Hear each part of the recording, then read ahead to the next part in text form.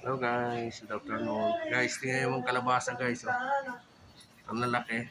Isang piraso siguro to isang 20 kilos oh guys. Bibigat. Bibigat nito guys. Uy! Yan oh. Malaki ng kalabasa. Yan, araw-araw yan. Dahil po sa ating soup. Yan ang ginagawang soup guys. Kalabasa, carrots, saka yung bersameli. Yan oh. Laki na.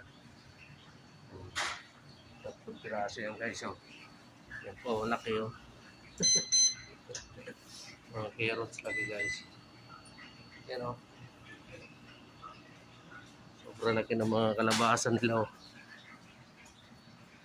Siguro isang piraso niyan, hindi bababa sa 20 kilos guys. Yan oh.